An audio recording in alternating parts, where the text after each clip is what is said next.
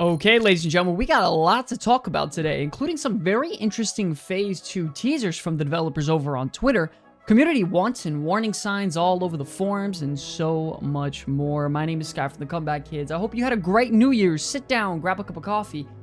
We got a lot to discuss. Okay, with Season of Discovery now officially being launched for a little over a month, it seems that players over on the forums are beginning to voice their opinion on the first phase being too long. Players stating that they don't want to log in anymore, they feel forced to do tasks, friends are quitting, and how they should just wrap it up and end Phase 1 early.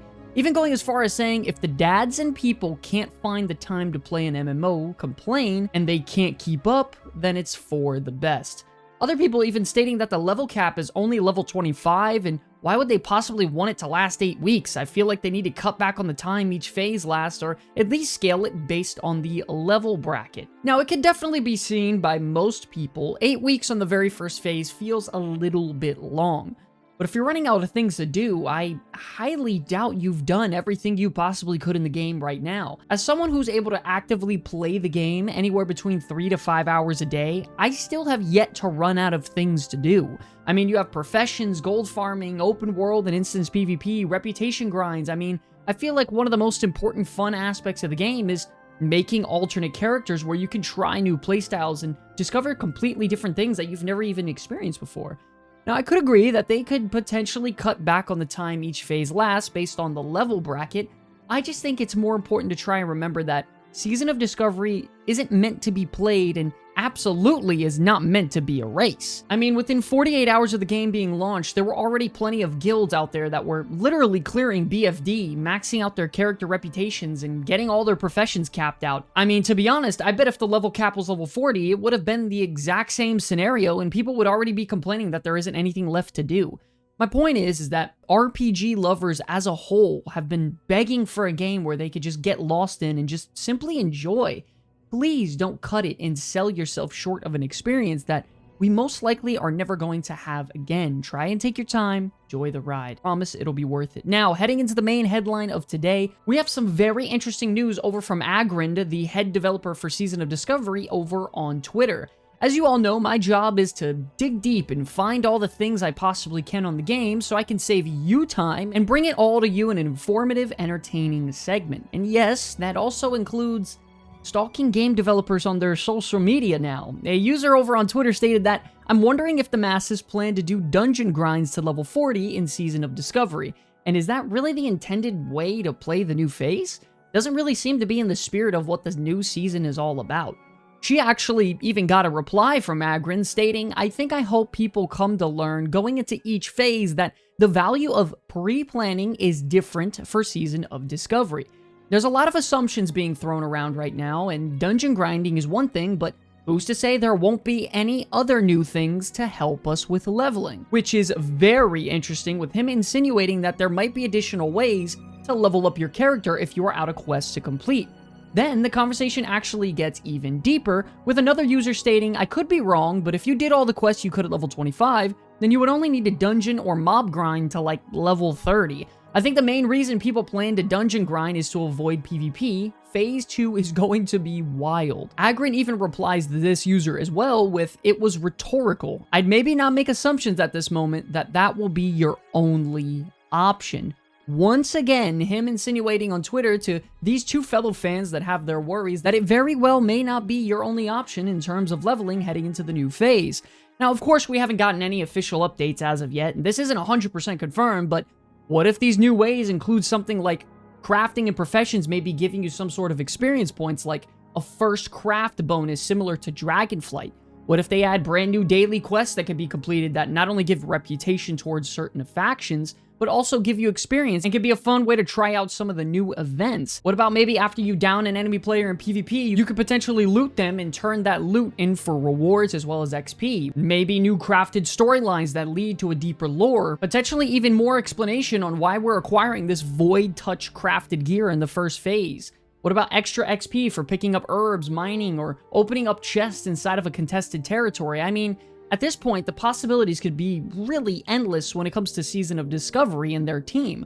I'm sure they have a lot of ammunition ready to fire off in terms of making a crazy experience for all of us coming into Phase 2. I mean, we already have BFD as a raid and all these crazy new systems and runes, so this could definitely be a teaser to something really big being announced in the next week or so, which has me at the edge of my seat dying to know what it is. It's also been a major discussion within the community right now that players usually either love the 10-man raiding system or simply wish for there to be something more like 25-man or 40-man raids. Now, personally, I'm on the standpoint where I really love 10-man raiding, but I feel like for raids that could be a lot bigger in actual scale and size, maybe like Scarlet Monastery, Karazhan Crypts, or Nomergon, that it would feel a lot more epic if there were more people by my side trying to fight bosses and beat some of the hardest creature Azeroth has to offer. And while this has split a lot of the community in half, we might potentially have another announcement on this coming soon. A user over on Twitter stated that 10-man raiding should never be a thing in Classic WoW. Classic WoW has always been about interacting with the community and your guild. As a GM, I don't get to play with 90% of my guild, and that just feels bad. Hopefully in the next patch, we will at least get 20-man raids. The reason why all of this is so important is that Agrind actually liked this tweet. So could this potentially mean that in the next phases, we could actually be getting 25-man raids? I mean, I could definitely see Nomergan being big enough and of perfect scale to where the raid size can be increased to 25. I mean, you have massive ceilings, huge boss rooms capable of having loads of new mechanics that require teamwork, secrets and quests to be discovered. I think, honestly, this is nothing but great news heading into the next phase as we are nearing the end of Phase 1. So hopefully some big news comes out about that soon.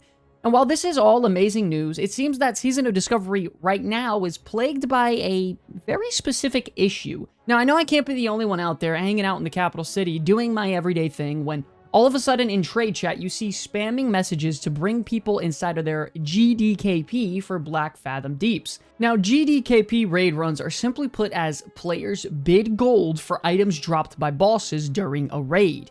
And then at the end, it's all collected from all the bids and divided amongst all the raid members at the end of the run. The more gold that you bid, the higher chance you have at winning an item. Very simple. And this has sparked an insane amount of controversy and has 100% encouraged real-world trading and gold farming substantially. And the reason for that is because the only way you even bid for such expensive items inside of these GDKP rings is to buy gold directly online. I mean, it takes away from the essence of what an RPG is, it takes away from the focus from teamwork and cooperation, and makes it solo player driven for personal wealth and gain. It's bad for the community that makes World of Warcraft so enjoyable. There's even a user over on the Season of Discovery forums stating that they are someone who's hosted multiple GDKPs inside of Wrath of the Lich King, and they're even going to be doing it today inside of Season of Discovery. Even though they are benefiting greatly, this player is stating that they are terrible for the game and it creates incentives for gold buying and RMT, and it should be removed immediately. Stating how they easily can get gold cap from one good GDKP run, and that if it isn't removed, he'll be seeing all of us inside of his hosted GDKP run where all the buyers definitely, for sure, honestly farm tens of thousands of gold in the first month of launch. Totally legit. The reason I bring this up is because I think this is something that has been ruining World of Warcraft for pretty much as long as I can remember, and I don't really want to see it ruin the Season of Discovery. I think there is a revolutionary way of thinking when it comes to what Season of Discovery is and how it's being implemented into the World of Warcraft universe at this time. I really think in my heart of hearts that Season of Discovery can change World of Warcraft for nothing but the better for the next 6 to 12 months to come as we wrap up this season. So hopefully, if the developers are listening to any of this, you take this into consideration and try to get this out of the game, because I think it's really, really bad for the community. Speaking of community, it seems like every time we post a news video, it will go ahead and break some sort of record, continuously shipping us off in the right direction, with the last video hitting a whopping 2,200 likes and nearly 90,000 views. We here at the Comeback Kids just really wanted to say thank you so much, because we absolutely couldn't do it without you, supporting us and trying to become the best channel for Season of Discovery out there. I mean, we even had Agrin post on our last video, give us a nice little comment, shout out to him, so that was really, really awesome, and we could not do it without you all. Starting off with our first comment, we have Whizbam stating, the PvP event in Stranglethorn should have us collecting scalps or ears off enemy players as a currency for cool rewards, instead of the PvE event we have now in Ashenvale. Now, don't get me wrong, I really like the current event we have right now in Battle for Ashenvale, but I do agree that it is mostly PvE based once you think about it. I mean, the second the event starts, people just group up with their 40-man raid and go down some epic boss encounters. I mean, don't get me wrong, I do enjoy it, and I think it is very fun, but I do agree that hopefully in the next phase we can get some more PvP-based objectives where when the event actually kicks in. Maybe something like King of the Hill or a minecart pushing event where you have to stay on top of the objective and move it down a set distance, or even just simply killing enough enemy players to obtain your rewards.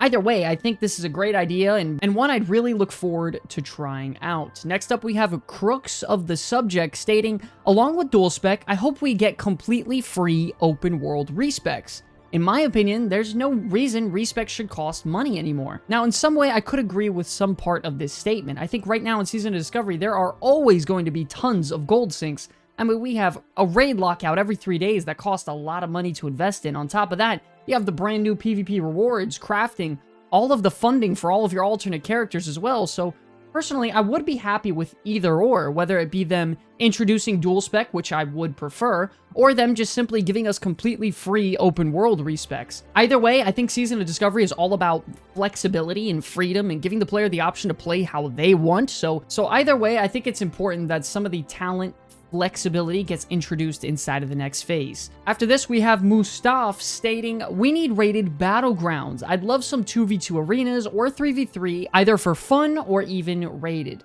I personally have always been a really big fan of arenas inside of World of Warcraft. Now, I don't think Season of Discovery needs rated arenas per se, but I would definitely love to see casual 2v2, 3v3, or even 5v5 arenas to just go out there and do some wonky testing and have some fun. In my opinion, I think they should throw the kitchen sink when it comes to features inside of Season of Discovery. I don't think there could really ever be enough things to do in World of Warcraft because I'm forcing myself personally to get off every single night as it is, but it would be really cool to have some simple features like this to where I could really just casually queue up and have some fun really quick with my friends. Hell, even solo queue 1v1 arena would be awesome in my opinion. I would love to see that inside of Season of Discovery as well. We also have a couple really funny memes over on Reddit, such as this one stating how all these 5 out of 7 BFD groups finally got their 7 out of 7 raid clears, and it shows the mechanical Grinch from the holiday event carrying a player through the snow, pretty much boosting all those pug groups, which I thought was absolutely hilarious. We even got another one from The Simpsons with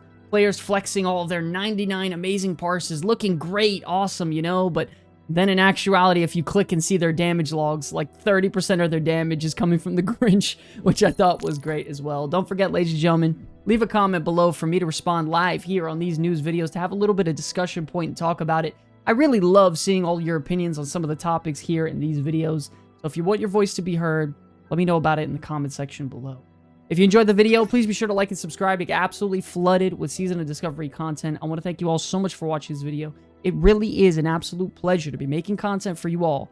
Until the very end, my name is Sky from the Comeback Kids. I will see you all in the next one. Peace.